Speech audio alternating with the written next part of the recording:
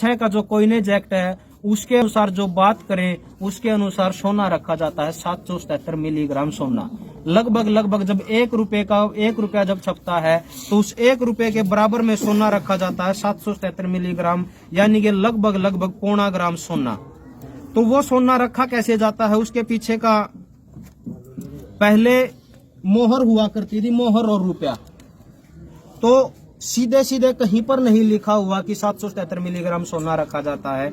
उसका भी एक आकलन लगाया जाता है कि कैसे। मेरे पास ये चांदी के रुपए हैं जो ब्रिटिश राज में चलन में आए थे। एक है 1862 का और दूसरा है 1941 का। चांदी के ये। तो इनके ये 15 चांदी के सिक्के के बराबर में एक सोने की मोहर हुआ करती थी। सोने की मोहर का वजन ये शुद्ध तोड़ा है, ये शुद्ध तोड़ा मतलब 11.665 ग्राम का एक तोड़ा होता है, ये उतना ही ग्राम है। और इसी के बराबर में 15 चांदी के सिक्कों के बराबर में एक सोने की मोहर हुआ करती थी। उस सोने की मोहर भी वो शुद्ध तोड़े की ही होती थी, यानी कि 11.665 ग्राम की ही। तो जब उसको 15 एक सोने की मोहर को जब 15 सिक्कों से डिवाइड करते हैं तो उसका वजन निकल के आता है 777 मिलीग्राम, यानी कि पौना ग्राम सोना। तो आज आप देखिए कि जो 1906 में जो पौने ग्राम सोने की जो कीमत थी, क्या आज आपको वो कीमत मिल रही है? आज अगर पौने ग्राम सोने की कीमत देखी जाए तो 4800 रुपए बनती है ये कागज के नोट, 4800। यानी कि 1906 से लेकर और आज तक 4800 गुना हमारी वैल्यू को डिवैल्यूएट किया गया है। रुपए की जो क्रय शक्ति, जो 1 रुपए में 1906 में जितना सामान खरीदते थे, आज 4800 रुपए में उतना सामान खरीदना पड़ रहा है। वो किस कारण से खरीदना पड़ रहा है कि रुपए की वैल्यू को डिवैल्यूएट कर दिया। आज अगर आप बैंक में जाओगे, ये चांदी के सिक्के लेकर जो 1862 और 1941 का मेरे पास है और ये कागज का जो नोट है, इनको अगर आप किसी भी बैंक में लेकर आज जाओगे तो बैंक इनको मात्र और मात्र 3 रुपए में ही जमा करेगा। या कोई भी साथी जो वीडियो देख रहा है ये एक्सपेरिमेंट कर सकता है।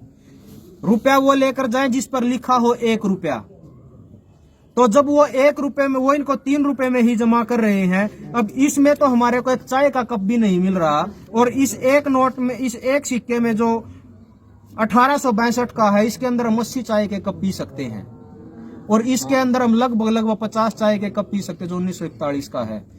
अगर ये बराबर बैंक की नजर में ये बराबर है तो इनकी क्रय शक्ति भी बराबर होनी चाहिए जी। इनकी क्रय शक्ति बराबर क्यों नहीं है, ये सवाल उठता है। और इसी सवाल के माध्यम से हमने बैंक से भी सवाल किए हैं कि आप किस प्रकार हमारी वैल्यू को डिवैल्यूएट कर सकते हो। जब बैंक में हम ये देने जाते हैं तो ये आपकी नजर में बराबर हैं ये तीनों, और जब हम लेने जाते हैं, अब हुआ क्या था कि हमारे एक साथी ने ये 3 रुपए बैंक में लेकर गया और वहां पर जाकर लिखा उसने कि 1941 का एक चांदी का सिक्का, एक 1862 का चांदी का सिक्का और 1 रुपया 2010 का। तो जब वो इन्होंने जमा करवाए तो उसने 3 रुपए में जमा किए। तो वो साथी बोला भैया आपने ये क्या किया? तो बैंक कहता है कि जब इसके ऊपर लिखा 1 रुपया है तो 1 रुपए में ही जमा होंगे। तो वो साथी बोलता है कि जब ये 1 रुपए में जमा होंगे, आप ऐसा करो, ये जो अकाउंट नंबर है जिस स्लिप पे मैंने लिख रखा है, इस खाते में मेरे 5000 रुपए जमा है, मैं कल आऊंगा, मेरे को ये 1862 के चांदी के सिक्के दे दीजिए आप। तो बैंक मना करता कि मैं ये नहीं दूंगा, अगर आपको सिक्के चाहिए तो मैं वो ठेंगे वाले दूंगा जो 1 रुपया लोहे का चलेगा सिक्का। तो वो पूछता है कि आप लेते वक्त अलग और देते वक्त अलग क्यों? तो बोलता है कि इसका जवाब हम नहीं दे सकते, इसका जवाब आपको लेना है तो आप आरबीआई से लीजिए। फिर हमने आरबीआई से बहुत सारे दस्तावेज निकलवाए। उन दस्तावेजों में 1906 का कॉइनेज एक्ट है, 1882 का पेपर करेंसी एक्ट है, और जो रुपए को डिवैल्यूएट करते हैं उसमें 1860-61 की जो आईपीसी एक्ट है उसमें 230 से लेकर 254 धाराएं हैं और 289 क्या गए ये धाराएं हैं। अगर कोई रुपए की वैल्यू को डिवैल्यूएट करता है तो वो सजा का अधिकारी है, उस पे 7 साल से लेकर आजीवन कारावास प्लस आर्थिक दंड का भी प्रावधान है। लेकिन इन लोगों ने 1906 से लेकर अगर आज तक की बात करें तो रुपए की वैल्यू को 4800 गुना डिवैल्यूएट कर दिया, मतलब उसमें कूटकर्ण कर दिया, उसकी वैल्यू को गिराया, और सजा का अधिकारी आज तक कोई भी नहीं हुआ। ये क्यों नहीं हुआ? इसके पीछे कारण है कि ये हमने होने दिया।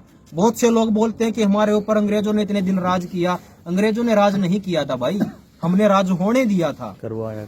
इसी प्रकार ये वैल्यू का डिवैल्यूएट उन्होंने नहीं किया, ये हमने होने दिया है, क्योंकि हमने आवाज नहीं उठाई, हमने उनसे कभी प्रश्न पूछे ही नहीं, हमने कभी पता ही नहीं किया कि रुपया छपता कैसे है। तो आज जब हम 34 लाख करोड़ की जो बात करते हैं, जो आरबीआई ने छाप रखा है, उसकी एवज में मात्र और मात्र 796 पॉइंट कुछ टन सोना है आरबीआई के पास, जिसके एवज में वो लगभग 4,80,000 करोड़ के नोट छाप सकती है आज के मूल्य के हिसाब से। और उन्होंने नोट छापे 34 लाख करोड़ के, मतलब कि जो देश के अंदर 29 लाख करोड़ की तो अवैध करेंसी आरबीआई ने इशू कर दी। दूसरी बात, बैंकों के पास जीरो लगाने का अधिकार आ गया। आज कोई भी साथी जब लोन लेने जाता है, उसको लोन की एवज में आज ये कागज के टुकड़े भी नहीं मिलते, उसको लोन के मामले में मिलता क्या है, उसको डिजिट मिलती है। डिजिट किसके कंट्रोल में है? जिसके कंट्रोल में उस बैंक का सॉफ्टवेयर है। तो जिनके पास जीरो लगाने का अधिकार है, अब बैंक का सॉफ्टवेयर अगर मेरे पास है, मैं बैंक का मालिक हूं, तो मैं एक के पीछे कितनी भी जीरो लगा सकता हूं, और उन जीरो के माध्यम से बेवकूफ बन रही है ये आम जनता, जो सवाल नहीं कर रही, जिसको पता नहीं रुपया छपता कैसे है। वो जीरो लगा के हमारी प्रॉपर्टियों को हमारे से जुदा कर रहे हैं, किसानों को उसकी जमीन छीन रहे हैं, ट्रैक्टर छीनने जा रहे हैं, केवल और केवल इसी आधार पर। अगर इस देश को बचाना है तो अपनी जो हमारी जो रुपए की जो एक्चुअल में जो कीमत है, उस कीमत के आधार पर देश को बचाइए। ये मेरे हाथ में एक नोट है 1 रुपए का, जिसके ऊपर गौर से देखिएगा, इसके ऊपर भारत सरकार लिखा हुआ है। बहुत सारे साथियों का इससे भ्रम दूर होगा जो ये बोलते हैं कि आरबीआई भी भारत सरकार की बॉडी है। अगर आप लोगों को लगता है कि आरबीआई भारत सरकार की बॉडी है, तो 2 रुपए से ऊपर के नोट आरबीआई क्यों छापता है?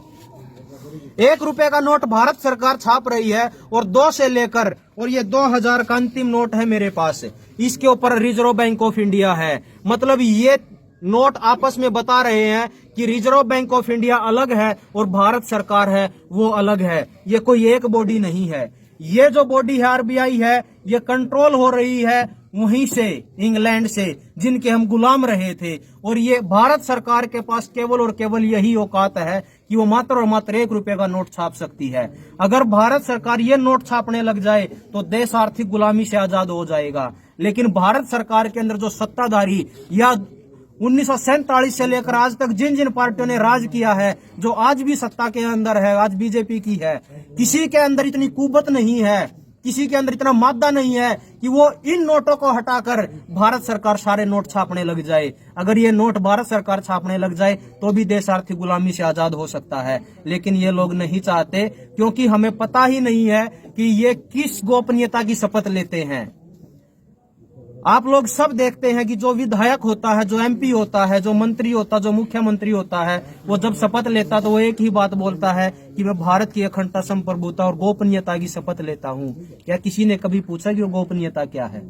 वो गोपनीयता यही है कि हम आज भी इंग्लैंड से कोऑर्डिनेट हो रहे हैं, आज भी हमें आजादी नहीं मिली है। संपूर्ण आजादी चाहिए तो इस रुपए के ऊपर सवाल उठाना हर इंसान को जरूरी है। और जब तक आप नहीं उठाओगे तो पीढ़ियां गूंगी होंगी आप लोगों की, उसको पता ही नहीं चलेगा सही क्या है और गलत क्या है। देश को अगर आर्थिक गुलामी से आजादी चाहिए तो अपना अधिकार लेना होगा। 1 रुपए की कीमत, आपके 1 रुपए की कीमत 4800 रुपए है।